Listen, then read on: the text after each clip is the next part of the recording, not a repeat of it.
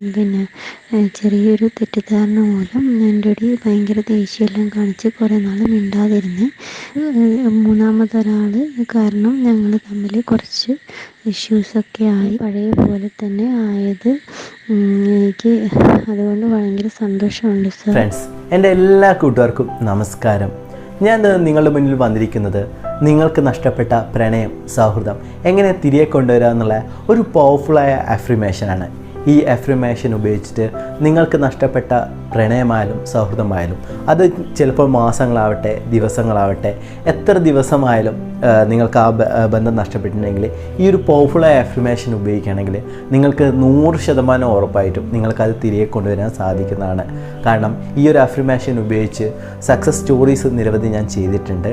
ഈ ഒരു പവർഫുള്ളായ അഫ്രിമേഷൻ പറയുന്നതിന് മുൻപായി ഞാൻ പലരും ചോദിക്കുന്ന ഒരു ചോദ്യമുണ്ട്, അതായത് അടുത്ത ലോ ഓഫ് അട്രാക്ഷൻ്റെ ക്ലാസ് എപ്പോഴാണ് തുടങ്ങുക എന്നുള്ളത്.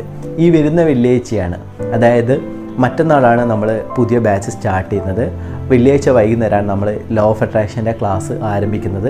നിങ്ങളുടെ ജീവിതത്തിൽ ഒരു മാറ്റം ആഗ്രഹിക്കുകയാണെങ്കിൽ തീർച്ചയായും മുകളിൽ കാണുന്ന വാട്സ്ആപ്പ് നമ്പറിൽ തീർച്ചയായും കോൺടാക്ട് ചെയ്യാൻ വേണ്ടി ശ്രമിക്കുക. ഈ പവർഫുള്ളായ അഫ്രിമേഷൻ ഇതാണ്: I am so happy that he or she is with me now. അതായത് I am so happy that he or she is with me right now എന്നുള്ള അഫ്രിമേഷനാണ് ഉപയോഗിക്കേണ്ടത്. അതായത് ഞാൻ സന്തോഷവാൻ അല്ലെങ്കിൽ സന്തോഷവതിയാണ്, കാരണം ഈ നിമിഷത്തിൽ അവൻ അല്ലെങ്കിൽ അവൾ എൻ്റെ കൂടെയുണ്ട് എന്നുള്ള രീതിയിലുള്ള ഒരു പവർഫുള്ളായ അഫ്രിമേഷൻ ഉപയോഗിക്കുകയാണെങ്കിൽ നിങ്ങളുടെ ജീവിതത്തിൽ നിങ്ങൾക്ക് നഷ്ടപ്പെട്ട ആ പ്രണയമായാലും സൗഹൃദമായാലും നിങ്ങൾക്ക് തിരികെ കൊണ്ടുവരാൻ സാധിക്കുന്നതാണ്. ഈ ഒരു പവർഫുള്ളായ അഫ്രിമേഷൻ തീർച്ചയായും നിങ്ങൾ താഴെയുള്ള കമൻറ്റ് ബോക്സിലേക്ക് എഴുതുക. കാരണം കമൻറ്റ് ബോക്സിൽ എഴുതുന്ന സമയത്ത് നിങ്ങൾ ഒന്ന് ഈ ഒരു അഫ്രിമേഷൻ പറയുകയാണ്, അതോടൊപ്പം തന്നെ നിങ്ങൾ അത് എഴുതുകയാണ് ചെയ്യുന്നത്.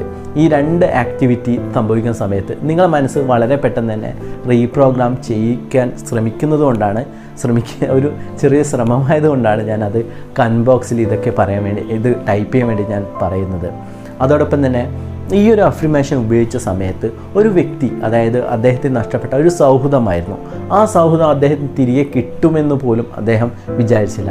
എന്നാൽ പൂർണ്ണമായ വിശ്വാസത്തോടെ ഈ ഒരു അഫ്രിമേഷൻ ഉപയോഗിച്ച സമയത്ത് അദ്ദേഹത്തിന് ആ ഒരു സൗഹൃദത്തെ അദ്ദേഹം തിരികെ കൊണ്ടുവന്നു എന്നുള്ള ഒരു സക്സസ് സ്റ്റോറിയുമായിട്ടാണ് ഞാൻ നിങ്ങളുടെ മുന്നിൽ വന്നിരിക്കുന്നത്. നമുക്ക് ആ സക്സസ് സ്റ്റോറി കേട്ടതിന് ശേഷം ഇതെങ്ങനെ കൃത്യമായ രീതിയിൽ ഉപയോഗിക്കണം, അല്ലെങ്കിൽ ലോ ഓഫ് അട്രാക്ഷനിലെ ഏത് സിസ്റ്റത്തിലൂടെ നമ്മൾ ഈ ഒരു ടെക്നിക്ക് ഉപയോഗിക്കണം എന്നും കൂടി പറയാൻ വേണ്ടി ഞാൻ ആഗ്രഹിക്കുകയാണ്. ഹലോ അൻവിന്ദ് സാറേ, ഞാനൊരു റിലേഷൻഷിപ്പ് സക്സസ് സ്റ്റോറി പറയാൻ വേണ്ടിയിട്ടാണ് വിളിക്കുന്നത്. എൻ്റെ ഒരു ബ്രദറിനെ പോലെ കാണുന്ന ഒരു പയ്യനുണ്ടായിരുന്നു. അവൻ എൻ്റെ പിന്നെ ചെറിയൊരു തെറ്റിദ്ധാരണ മൂലം എൻ്റെ ഭയങ്കര ദേഷ്യമെല്ലാം കാണിച്ച് കുറേ നാൾ മിണ്ടാതിരുന്ന്.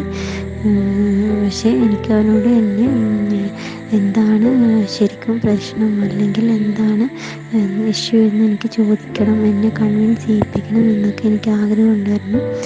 പക്ഷേ അവന് എൻ്റെ മുമ്പിൽ വരികയില്ല, മിണ്ടില്ല, അല്ലെങ്കിൽ എന്നോട് ഭയങ്കര സ്നേഹത്തിലൊക്കെ ആയിരുന്നു. എൻ്റെ ഒരു കൊച്ചനുജനെ പോലെയായിരുന്നു. അപ്പോൾ ഒരു മൂന്നാമതൊരാൾ കാരണം ഞങ്ങൾ തമ്മിൽ കുറച്ച് ഇഷ്യൂസൊക്കെ ആയി. അവൻ എന്നോട് ദേഷ്യം പിടിച്ചിട്ട് മിണ്ടാതെ 2-3 മാസമായി മിണ്ടാതെ നടക്കുമായിരുന്നു. എൻ്റെ മുമ്പിൽ വരില്ല, മിണ്ടില്ല. അപ്പോൾ എനിക്ക് ഒരു ക്ലാരിഫിക്കേഷൻ, എന്താണ് ആക്ച്വലി പ്രശ്നം, എൻ്റെ ഭാഗത്ത് നിന്ന് വല്ല തെറ്റും പറ്റിയിട്ടുണ്ടെങ്കിൽ നീ ക്ഷമിക്കണം എന്നൊക്കെ എനിക്ക് പറയണമെന്നുണ്ടായിരുന്നു. പക്ഷേ അവനെൻ്റെ മുമ്പിലേ വരാറില്ലായിരുന്നു. അപ്പം ഞാൻ മാനസികമായിട്ട് എനിക്ക് ഭയങ്കര വിഷമമായിട്ട് ഞാൻ അനുവിന്ദ് സാറിനെ വിളിച്ചിട്ടുണ്ടായിരുന്നു. അനുവിന്ദ് സാറ് എന്നോട് ഞാൻ ചോദിച്ചു, എനിക്ക് കോഴ്സിൽ പങ്കെടുക്കാൻ എന്തായാലും പറ്റില്ല,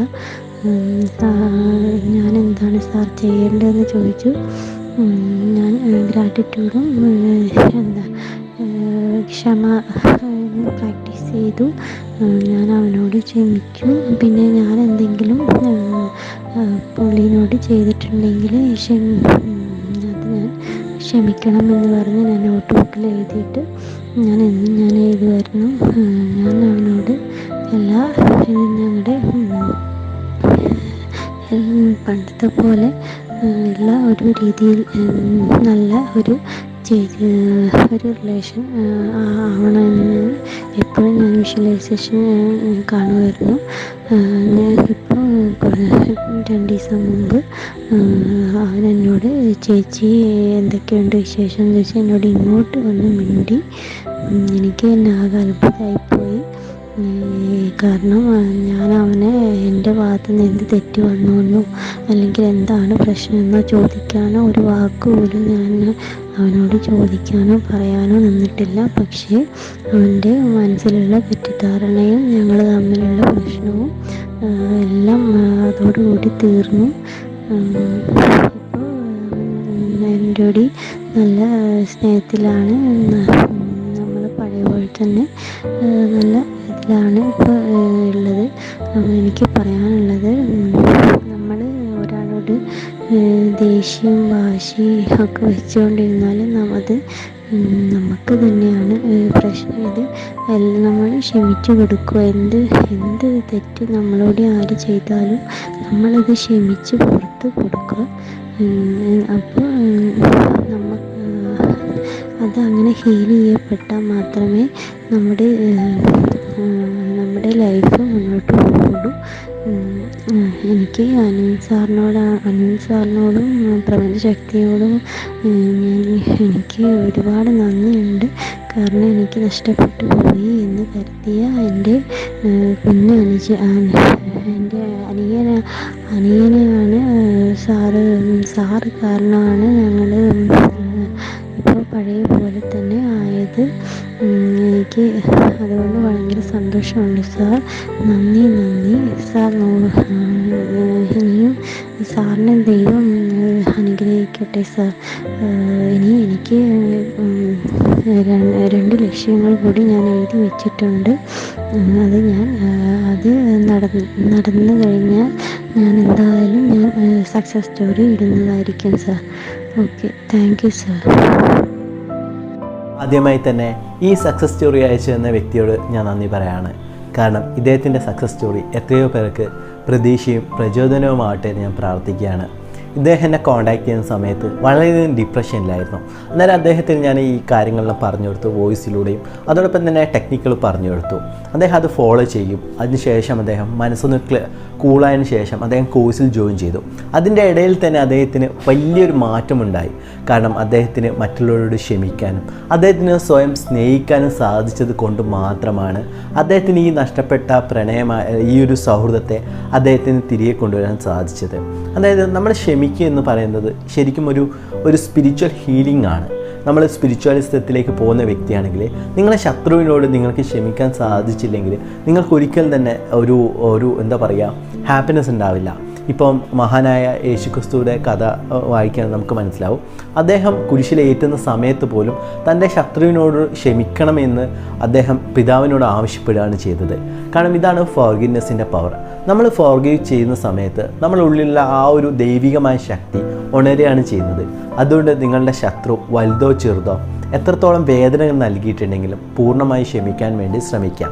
എൻ്റെ ജീവിതത്തിൽ എനിക്കൊരു ചേഞ്ച് വന്നത് എൻ്റെ ശത്രുവായ ചില വ്യക്തികളോട് എനിക്ക് ക്ഷമിക്കാൻ സാധിക്കുന്നത് കൊണ്ട് മാത്രമാണ്. അതുകൊണ്ട് നിങ്ങൾ ക്ഷമിക്കുകയും അവരോട് സ്നേഹത്തോടെയും കൃതജ്ഞതയോടെയും കൂടെ പെരുമാറുകയാണെങ്കിൽ നിങ്ങളുടെ ജീവിതത്തിൽ വലിയൊരു മാറ്റം ഉണ്ടാകുന്നതായിരിക്കും. അത് നിങ്ങളുടെ സ്വന്തം അനുഭവത്തിൽ നിങ്ങൾക്ക് അനുഭവിക്കുകയാണെങ്കിൽ മാത്രമേ നിങ്ങൾക്കത് മനസ്സിലാവുകയുള്ളൂ.